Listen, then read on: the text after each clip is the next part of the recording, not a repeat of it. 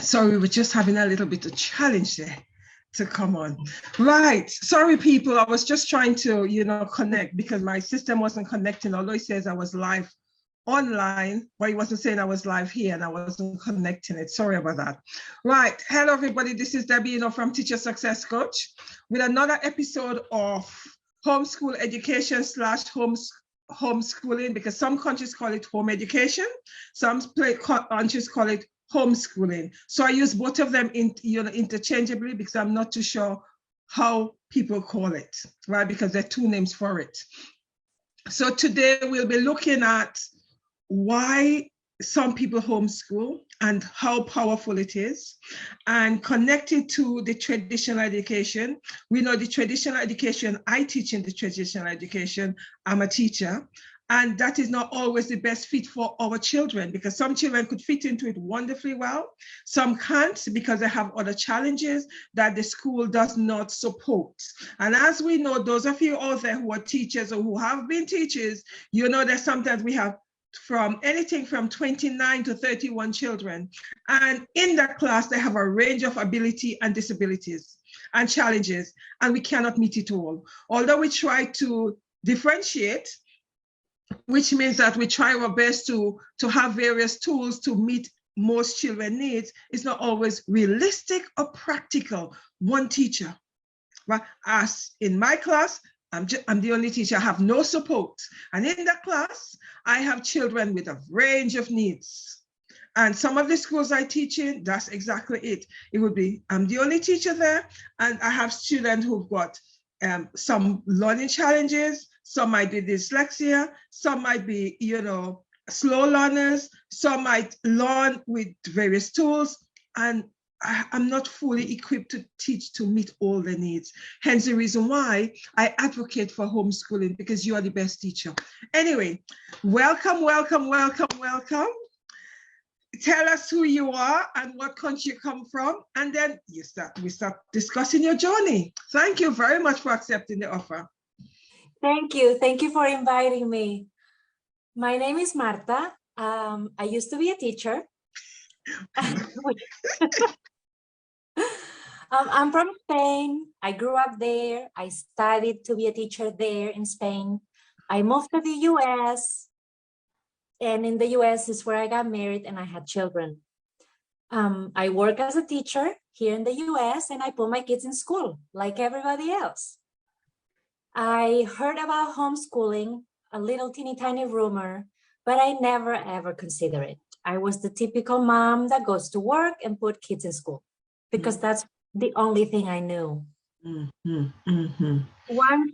Once I started my career as a teacher, and as a mother, I put my kids in school, I started seeing, as a teacher, I didn't like what I was seeing. And as a mother, I didn't like what I was seeing, to the point that I exploded and I removed my kids from school and I quit my job without knowing anything about it at home.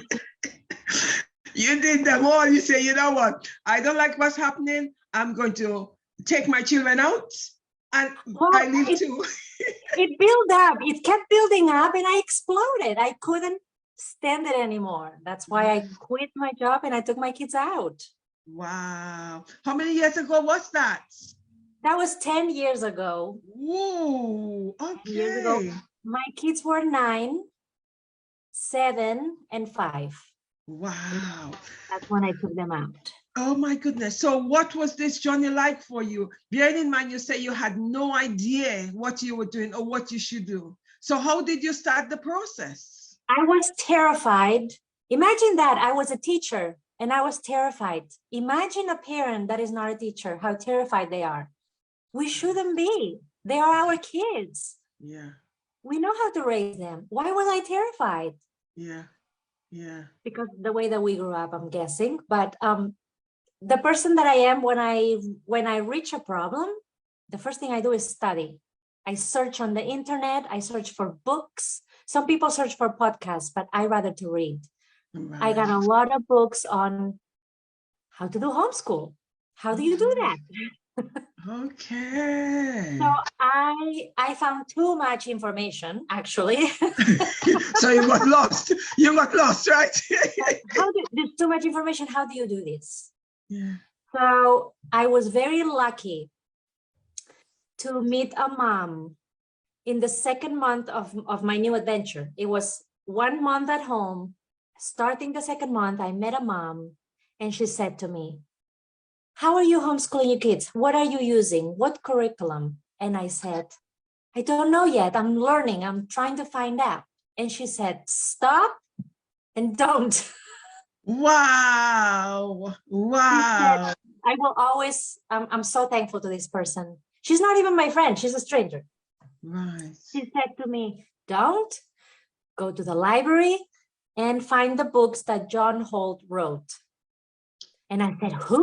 I never heard of this person." And I'm a teacher, I'm an educator, and I never heard of him. John Holt, read his books. And that's what I did. I went home, went to the library, and he has written so many books. So I chose to read them all in order that they were published. He was a teacher like you and me. Okay. He learned, he discovered, he paid attention that the kids were failing in school. He started researching why. Then he tells you all about it in his books. Why do they fail? How do they learn? What can we do? And that's what I did. I read all his books and I learned a lot about education. Some stuff that I never learned in college. How children learn. And that changed my whole career. It changed my whole life. Those books. Right. What was the question? Thank you. No, that's fine. That's fine. I have asked your question. Yeah, that's fine. I got lost. Another thing is, so do you have, when you started, right? Yes, you read John Holt's book, and how did you decide how and what to teach? Right. So you learn that in his books. That's when I learned that teaching children what you want, what the school wants, what the teacher wants, what the adult wants, us making the decision of what to teach, that's what's wrong. And I learned that first you have to observe the child. What is he curious about? And feed him that curiosity. What is he interested about? And follow those interests. That's when they start learning easily. And they don't even know that they're learning. To them is a game. To them is play. And they're learning because you're following their specific interests. It's fantastic. I was blown away as a teacher. Wow. It's as an educator, I felt like I had a PhD. Yeah, I could imagine, because as a teacher, those are the things we're not taught. Exactly. We have to learn these things for ourselves outside of the education system. Because I look at it as, this is how I see it. If you want to become an excellent teacher, going into become training to be a teacher doesn't teach you that. I personally don't feel that it teach you that. I feel these are things you need to learn for yourself in terms of experiential learning, or you find other tools which you find work for you and then teach children accordingly. Because I do not feel that the education, for me, I do not feel the education system is fit for purpose. That's my view. Yes, I'm in the education system. I hear you guys saying, but Debbie, you teach. Yes, I'm a teacher, but I teach outside of the box because I don't think it's fit for purpose. And hearing you say that. Let me stop you right there for the teachers who are listening. When a student is interested in your subject that you are fantastic at teaching, you guys are a great match. The student wants to learn what you're teaching. It's fantastic. That magic happens. But when a student that is not interested in what you're teaching and he's forced to come to class and you want to teach this so badly, it's terrible. It's terrible. Yeah. So yes, you can be a teacher. You can still be a teacher. Yeah. It's just the kids need to want to come to your class. Yeah. It makes a big difference. It is so very true. And that's the issue we have now in the education system. Students are telling you blank, I don't want to get back. I don't want education anymore. I don't want to go to lessons anymore, because they're not curious anymore. They don't have that sense of wanting to know anymore. We are just forcing them to be robotic individual. We are programming them to just follow what we've told to teach them. And I think that's a great issue. Everything you said is true. And then when they reach teenagerhood, the teachers are exhausted. They protest. Why are those kids not wanting to learn? They don't have curiosity. They don't care about anything. There are articles and there are books about how to give the kids curiosity again, how to gain the motivation. But the problem is they already had the curiosity and they already had the motivation when they were younger. But we didn't pay attention to it when they went to school. We killed it. We, the teachers, the whole school system kills it. Yeah. You know, what you're saying is so true though, because in all the years, you know, nursery, primary school, they're curious. When they get to secondary school, there's something happen and they no longer become curious. Yeah. It is so true. So how, you know, okay, so you taught your children according to what John Holt has written in his book, right? Yes. So you did not follow curriculum. I did not follow any curriculum, but to be clear, my son was very interested in history. Very, very much in history. And that's a subject that I'm not good at and I don't have an interest. Too bad thing, right?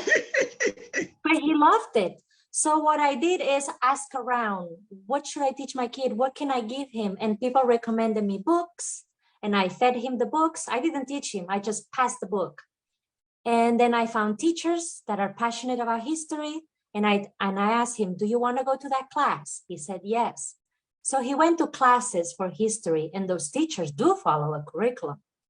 But my son already wanted to learn. So I'm not against curriculum. It's just that first you have to want it and then it works. You know, like my daughter, she was very passionate about music. I couldn't teach her music.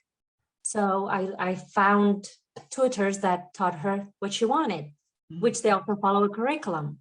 You know, so you pay attention to their interests and then you have to be resourceful, very resourceful.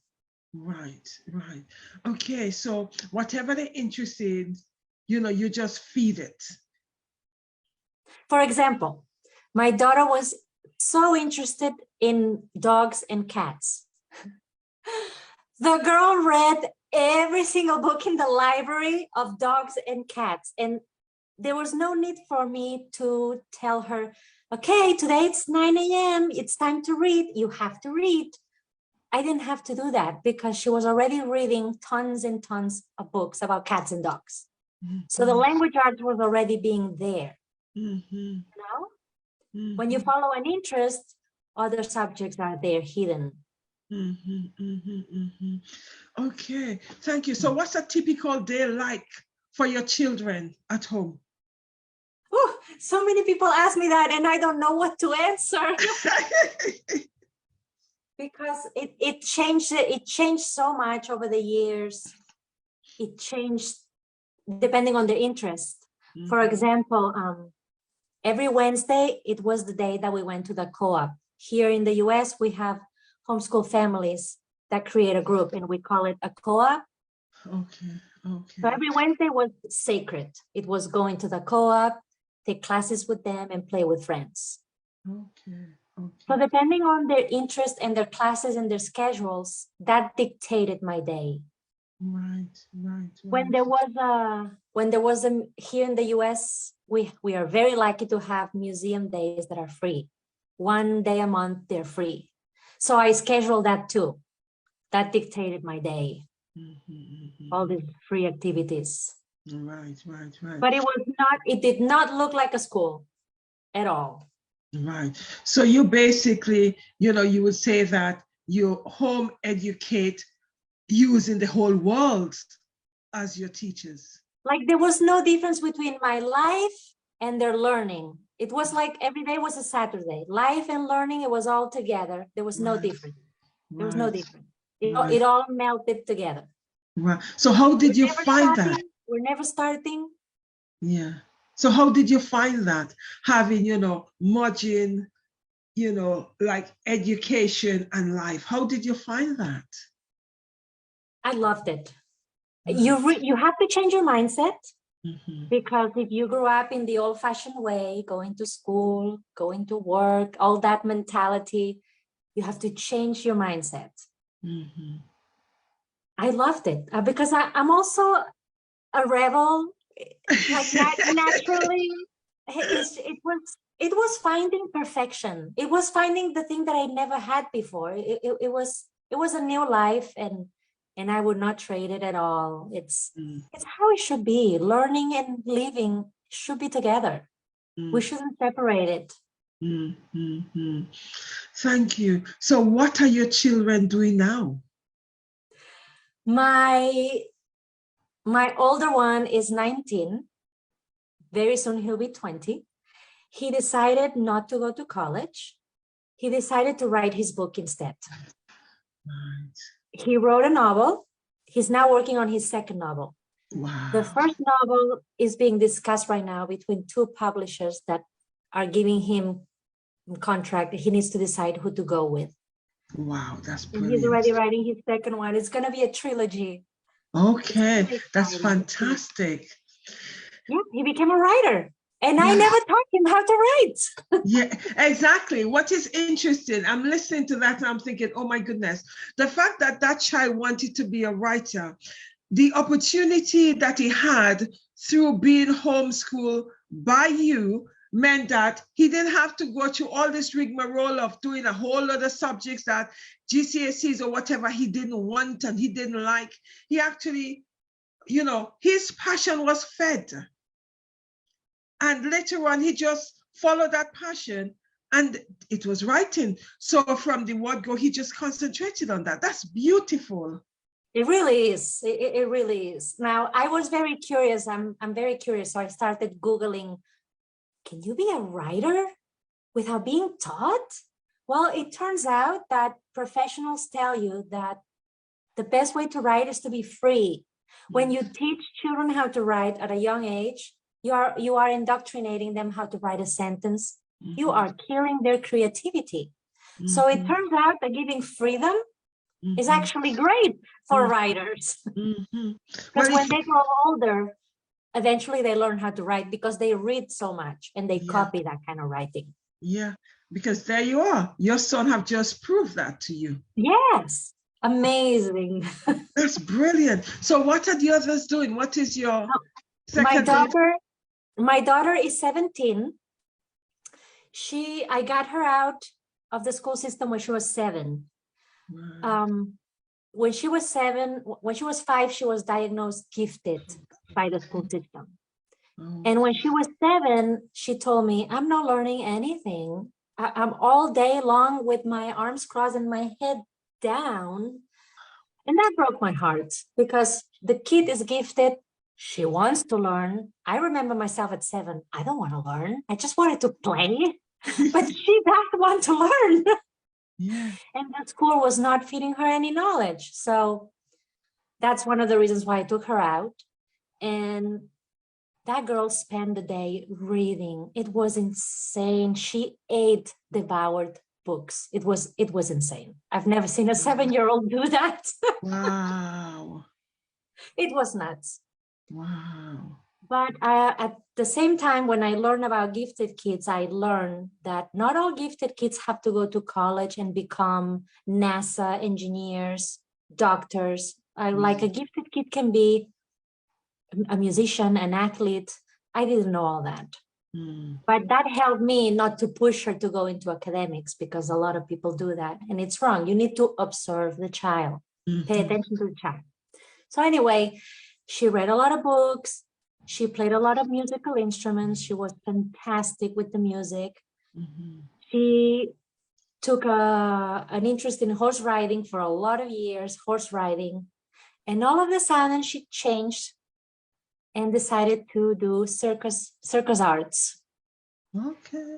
She tried all the apparatus, the trapeze, the lyra, the silks, and she fell in love with the rope, a rope. All right. Then I Googled like crazy if there was any circus classes for rope. And we found a place far away from home that they were teaching rope climbing as a circus art. She did that for the past 2 years. That's what she did. She is phenomenal, insane. And recently she went to auditions for a college. It turns out there's a college for circus arts. Okay. Wow. She auditioned, she got in, and next year she's going to college to climb rope and to get a degree in circus arts. Wow. Yeah, that's what she's got. That's going to be her first time in a real school setting since she was 7. Wow. Amazing. That's fantastic. Gosh, and the 15-year-old?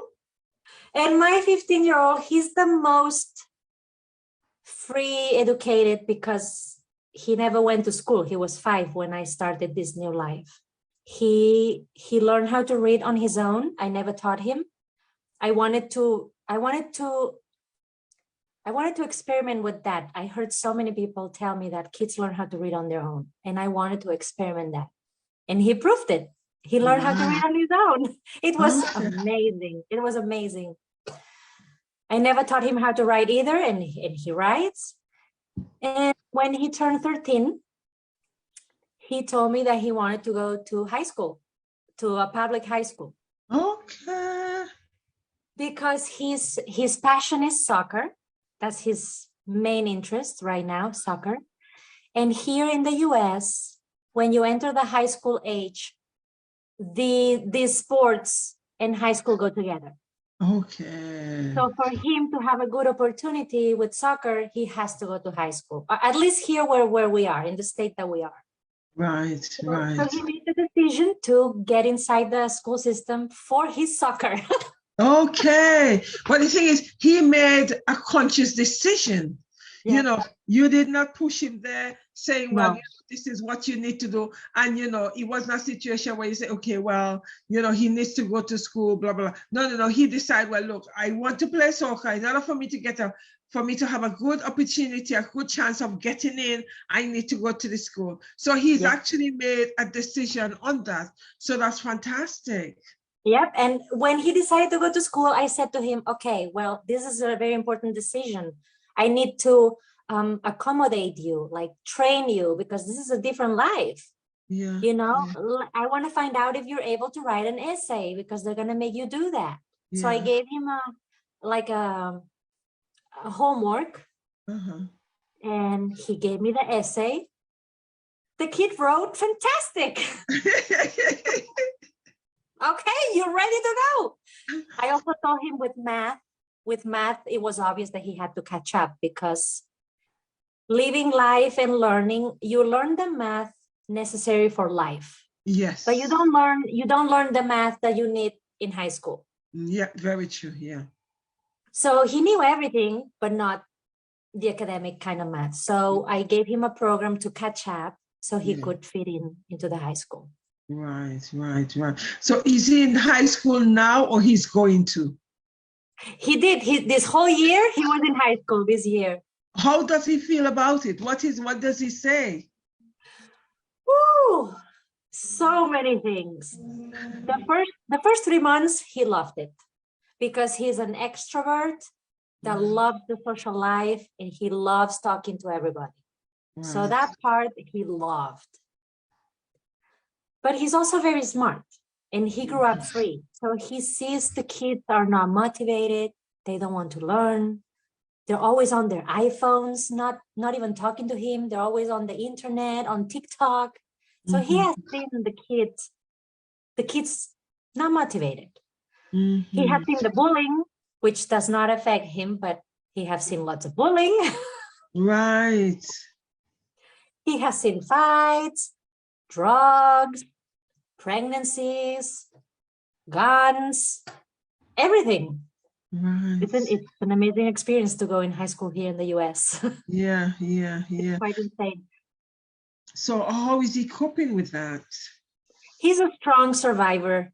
He's taking it all in as an experience. Mm-hmm. It's a lesson. That's how Right, he's taking it in. right, right. So when he comes home with school work, etc., how are you helping him with that? He learned how to cheat, just like I did when I was in high school. He does the same thing. He cheats. He cheats with the homework, with the testing. Everybody does it. What do you mean? Cheating like you don't do the homework. Somebody does it for you, or you copy it, or you go to ChatGPT and he does it for you. Like cheating to pass. Is that what it's called in English? Cheating is not called like that? Yes. But I'm just, I'm just wondering how is he, so which means that, so why is he doing? He's not learning, he's just passing. Oh, so he's not learning, he's just a robot, like how the education system is, right. So how is it for? That's what I did when I was in high school. I was not learning either. I was doing survival mode. What can I do to pass? What can I do to cheat? Who can I copy? That's what I did. So it's a situation where he's just been programmed to pass the test. Now, let me say something nice about a teacher in that school, because there are some toxic teachers and he tells me all about it. But there's a wonderful teacher that the English one, the English teacher, literature. My son found out that he was in an honors class, like high level literature class. And he didn't like all the work. So eventually the teacher figured out that the kid is not happy in this class and he's not doing well. And they finally talk by bonding and connecting. And my son said to the teacher, I don't know why they put me in your class. You are an honors class. It's for kids that love literature, but I don't care about literature. I wish they would put me in an easier class. So the teacher listened to him because there is easier classes. And now he decided to stop giving him the difficult work, and now he's getting the regular English class work. So that was very nice of the teacher to adapt that. But how wrong of the system to put him in a class without even asking him. Right. Exactly. Isn't it interesting? Because that's what he's grown up to do. He's grown up to, to know that he has a say in what he wants. But sadly, in the education system, there's no asking. We, as you know, education system, as teachers, you go into that group you are, right? So it's interesting that, he's thinking, hold on, they put me in this class and I didn't even ask to be there. I don't even want to be there. That's so interesting. So therefore, in other words, he's in the school system and he's doing things that he doesn't want to do, but has to do it just to get by in the system. Well, that's his way of paying for the soccer training. The soccer training is free, and the school with the school bus takes him to the games. So he's paying back by being a student and passing the exams. That's how he sees it. Yeah, but it is true because he has no interest in the curriculum. His interest is in the soccer. And he has another interest that the school doesn't teach. He's very interested in investing money, and he's so good at it. He's so good at it. He makes his money grow. Okay. He's very smart with that. But the school doesn't teach you that either. Right. So which means that he needs to learn that outside of the curriculum. Yes. Right. So which means is he going to classes for that? On his own with the internet, he has been learning how to invest, how to buy and sell stocks. He's taking care of my money. He's making it grow. It's amazing. I have tried that for years and I don't know how to do it. Well, he's actually mastered it. He's amazing because he has this gigantic interest in never being poor. in Right. growing money without having to work hard. That interest Right. is so big that he learned how to invest. Right. Yeah. Yeah. Yeah. Amazing. Wow. Amazing. It is, isn't it? Because as you say, as soon as the child and as soon as you find the child's interests, that's how the child begin to learn. Yes. And it's interesting because it means that he's not being forced. He's following his passion and his interests. Wow. Oh my goodness. Another question is, do you think with your, with the experience that you've gone through with your 3 children, do you think home education have really prepared them for the outside world? Absolutely. And prepare them so well because we were never out of the world. We were always in it. We were never hidden in a building learning academics. We were always in the world. We have seen many situations, illnesses, the hospital, accidents, volunteering in places. They started working at a young age. They have seen it all. They were always in it, you know? Yeah. They went to work when they were 15. Their first job, they were 15 years old. And that has taught them a lot. Right. So what did they do? What did they do at age 15? My older one started working in a coffee shop. Right. And he learned so much just by being a barista. Yeah. And my Right. daughter, she worked in a grocery store as a cashier. Right. Ooh, the things that she has seen and learned by being a cashier. Amazing. It humbles you down. Yeah. And my youngest one, he's investing my money and he's earning a percentage, but he's also going to be a lifeguard this summer. He trained himself. He went through a class and a certification, and he's going to be a lifeguard this summer. Okay. Different job. Oh my goodness. Wow. Yeah, So, working in a simple job that doesn't require any qualifications, it is a great experience and it humbles you down. I really think it's a great place to learn. Wow. So in terms of high school education, they just learn as they went along. There was no high school education per se. The only one that actually gone into high school education is your 15-year-old. Right. My other 2, I had to be clever to transfer what they have learned, transfer it into high school words so I could make a transcript. Right. So I had to be very, creative. And when they did that, okay, that is called like this in school. And for example, my son read a book about astrophysics. He didn't take a class, he just read a book.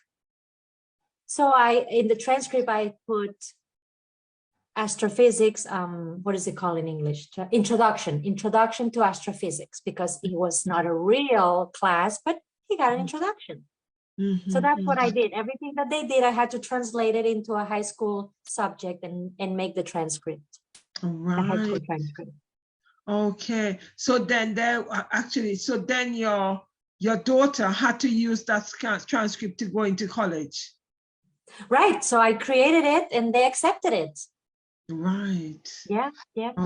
Okay. So which means that life skills were translated into, academic skills. Exactly. Right. Exactly. Right. If you Google a little bit, if you go online and you look for high school classes and high school electives, there's long list, and that helps you find which one would be better. Oh, right. For example, my son built his own computer on his own. He bought himself parts, put it all together, and built a computer. Well, that's computer science. That's what you do when you go to a computer science class. Yeah. So stuff like that. Right, right. Oh, wow. That is so, it's interesting because my son did the same thing. He actually bought all the pieces for the computer and then he's built this computer. And I was saying to him when he actually did it and it wasn't working, I said to him, oh, your neighbor is a computer expert because he builds computer. That's the job he works in. And I said to my son, why don't you find out from him? He said, no, I'm going to take it apart and do it by myself. And he took it apart and he started doing it again. And he eventually got it because I just heard a scream. And I said to him, what's happened? He says, now working. I've got it working. And it was so fascinating to see his face. He was so excited because he actually got it working. Because trying to put this together and build this computer, it was a whole week he was getting frustrated because it wasn't going through and it wasn't working. And I'm looking at him and said, can I help? I said, but why don't you have a conversation with the neighbor? No, I'm going to take it all apart and do it again. And he took it all apart and then he gradually built it. And when he actually got it working, oh my goodness, the whole street would have heard his noises made, of the experiment of actually getting it. This reminds me that I forgot to tell you, this reminds me that children love to learn. They want to do things on their own. They want to learn. They want to find out how things work. We don't have to make them. They already want to. They already do. Yep. That is so true. And what we find is, as much when they're ready, their curiosity kick in, and they actually spend hours and hours and hours doing it until they get it right. Yes. When you think in terms of how children learn, because in places of like Sweden and Finland, these children don't go to school until they're 7. Whereas in places like England, America, as soon as the children born, we actually fling them into a nursery. Yes. It turns out that children do so much better academically when they spend years playing and bonding with their family members, whoever's in charge, bonding and playing. The more years of that, the better. And these countries where they make the kids go to school when they're 3 or 4 and start already learning the letters, that's actually worse. We're making a mistake. The kids need to play. At 7 and 8, they're going to learn easy peasy if they have been playing. It's a mistake we're making. It is so very true because I had a home skills, I think it was an educator on the program, and she was from the UK, but she actually now lives in either Finland or Sweden, and she had to make a real switch because she's so used in UK where, you send your children at school at an early age. And the children started programming in primary school. So one of the things she said, which was really, she found very, very anxious, was when she sent the child to school, the child come back and the child was just playing. And she said she was so anxious and thinking, oh my goodness, would my child learn anything? But she said she realized the child learned the language fluently. And she said, I've never taught the child, because I think the child was 5. The child actually learned the language fluently. And she said one of her fear was, oh my goodness, would this child be able to learn anything? Because all the child is doing playing. And she realized it was a mindset. The minute she removed that barriers, right, those barriers were gone, the more she began to see, oh my goodness, my child have really learned through play. Now, a lot of people think that play is a waste of time or it's a reward after working a lot. When the truth is, pediatricians tell you, psychologists tell you, clinical psychologists, science of education, they all tell you the same thing.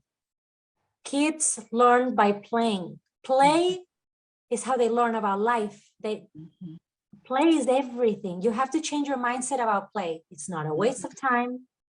It's not a reward. It's actually how human beings learn. Why don't we know that? Why don't we know that?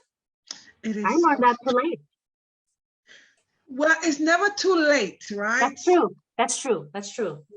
It's never too late, because as I said, in terms of, I believe in order to be an excellent educator, that is not taught to you. You actually have to learn that. Because for me, when I actually first became a teacher, it actually gave me license to make mistakes and see the cock-ups. It's like now as a teacher, thinking, oh my goodness, I am so much of a better teacher now than I've ever been. Because you get to understand the children, you get to learn how the brain works, you get to learn how to learn, and you also get to learn how to teach through the experiential learning that takes place in your classroom and through your observation, because they don't teach you that in teachers training. You don't get any of that. It's only as you become old and you go through the process, you realize, this didn't work, today, so I'm going to try this to see if it works. But it's like you trying different things, because being trained doesn't give you that. It's through your experience and observation. Exactly. And what we are saying is we are not radical or weird or different. It already exists in some schools. You're in England, right? In the UK? Yeah. There's already a school in the UK that it's 100 years old, that it's called Summerhill. Oh, yes. They have been educating, like you and I are saying, for 100 years, and it's working. It's working. Yeah. It is so true. But you see, when people are so conditioned, they are afraid to observe what works, because we are also programmed. We think that if we don't follow that programming, we are going to miss something, or we're not going to be doing the learning. As I gave the example of the teacher who been conditioned because she lived in England, and as far as she's concerned, in primary school, the child is supposed to be learning something very planned. It's supposed to be a planned process.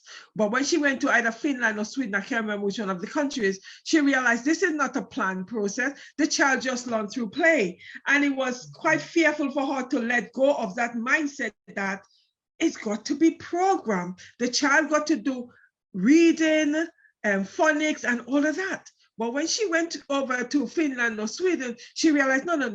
That child just spent the day playing and, learning through play, etc. Yeah. So it means that you have to suspend that programming and be willing to be receptive to accept what is coming, isn't it? And whoever's listening to us and they're saying, kids cannot play all day long, they cannot play for years, they need to study and learn. Let me tell you, when they play and they grow older, the play becomes searching and studying and following their interests. So they start playing, but then it's following interest and learning and studying. And trust me that by the time they're 14, 15, they are sitting down and reading a book, following their interest. And to them, that's play. But to you, it will look like they're learning finally. But to them, it's never learning, it's always playing. That's so fantastic, though, because the fact that you have actually lived through that, you have first-hand experience. Sorry, because the fact that you were a teacher, so you know the importance of this, you know the importance they put on the curriculum, and you know how it works, you observe how it works, and then you came to the other side of where you suspend this curriculum and you just allow your children to learn through curiosity. And the end product is holistic children. It's fantastic. Exactly. And following the because they become who they are supposed to be. They were not channeled through the school system. For example, my school system channeled me through math and physics because I was good at math and I was good at physics. So that's what I did. I was really bad at history and literature. So they guide me through the math and physics. But I didn't want to be an engineer. I didn't want to do that career. So when you're free without the school system, it doesn't matter what you're good at. You just follow your passion, your interest. Nobody tells you, oh, you're good at math, you should be this. You're good at science, you should be a doctor. No. That doesn't matter. My daughter's good at music, but she doesn't want to be a musician. So you really become who you want to be without nobody guiding you and telling you what to be. Like my daughter had a passion for animals, but she didn't want to be a vet, you know? You see, thank you. What's so beautiful is if she was in the school system, there's no way she would have been starting that, that passion of hers already, because now she's going to do this degree to, in what she likes to do. Whereas when she's at school, it would be a program subject that is everybody knows about. Yes. Because she probably would have been pushed to play, okay, be a vet because you like animals. Because nobody would have known that, okay, she could be a rope climber. Isn't that amazing? Exactly. It's like, what? But you see, the fact that she's following what she wanted to follow, and nobody's put her in this box of becoming a vet because you like animal, okay, go and be a vet. And because she didn't know anything different, she said, oh yes, be a vet. And halfway through, she hated it because that's not what she wanted. During the pandemic, she follows a lot of circus artists on social media to learn from them. Okay. During the pandemic, she learned that those performers that they couldn't perform because of the pandemic, they actually had savings, they were home, they were training people online. So she saw what would happen if she loses her job because of a pandemic.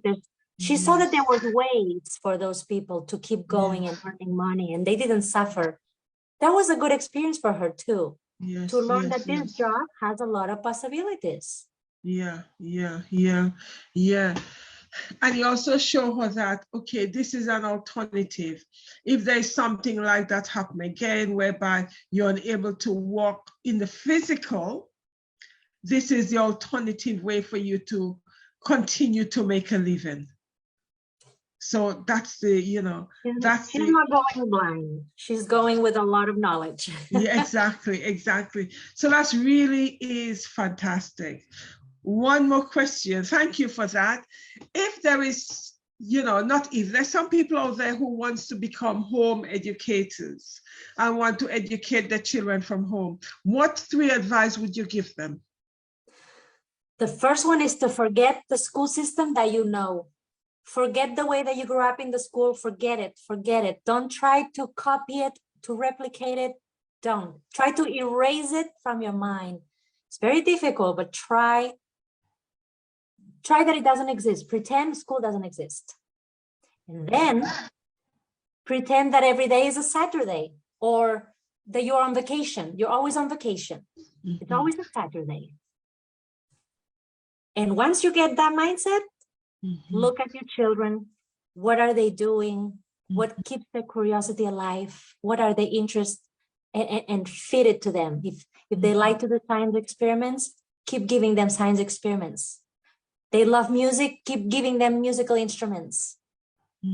They love animals, keep going to all the dog shelters in the city. Always find a way for them. Oh, I forgot something very important. Expose them to everything that you can. Anything, even if it's not their interest, like always expose to everything that you can.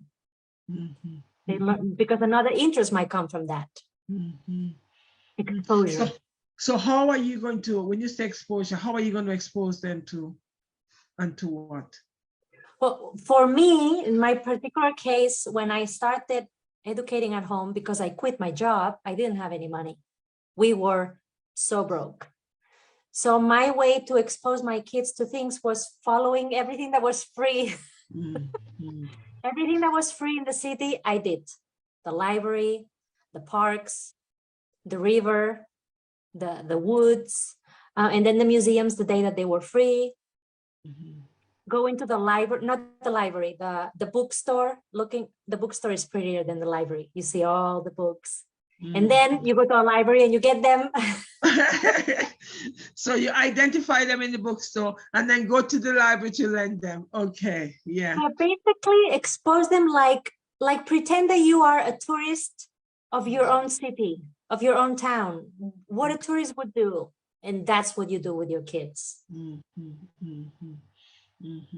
Those are so And if you powerful. have money, do it all. That's Everything. brilliant. That's brilliant. That's brilliant. That's brilliant. So what do you do now, the fact that you're no longer teaching? When my son turned 18, I was so happy about the whole progress and him becoming adult. And I wrote a book about my whole experience. Wow. And I published it. Oh, wow. And then this book made me write a second book because my readers kept asking me, but how? But how do you educate at home?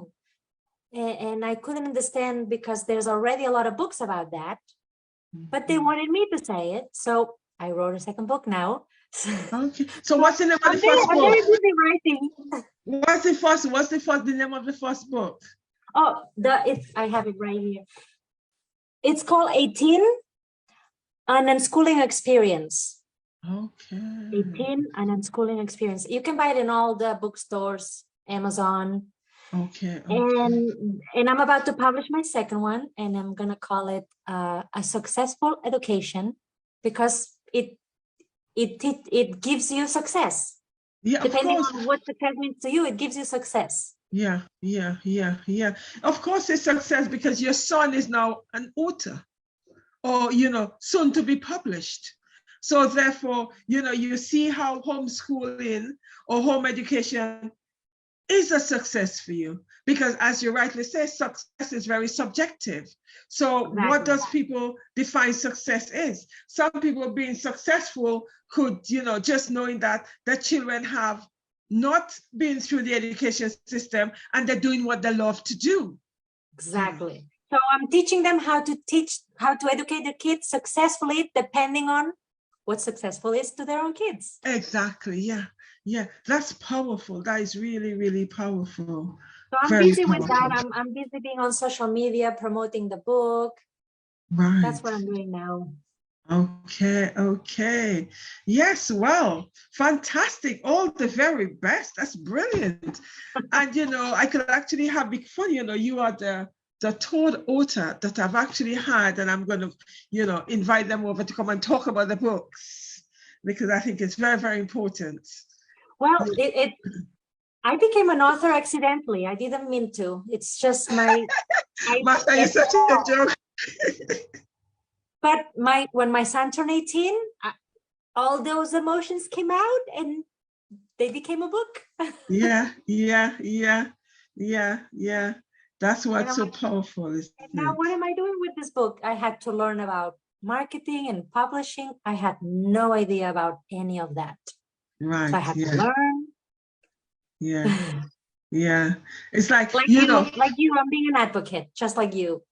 Yeah, so exactly. So it's a situation where no one teaches you those things. So you have to go and teach yourself. The same way when you became a homeschool educator, nobody taught you that. You had to teach yourself and say, okay, this is what I'm going to try to do. And then this woman said to you, oh, forget about that and read this book. And that's where it came from, isn't it? And hopefully I'm that woman to other people. Hopefully I'm that stranger that tells you, read John Hall's books.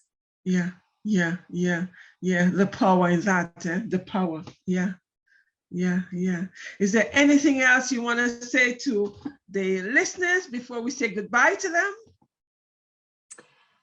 If any teacher here is frustrated with their work, I understand you. It is incredibly frustrating. I hope you can find another place that they let you be freer, in a school that you can be more free. Mm-hmm. And the parents that are afraid of home educating, I know it's terrifying, but trust me, it is the best thing you'll ever do. Best thing.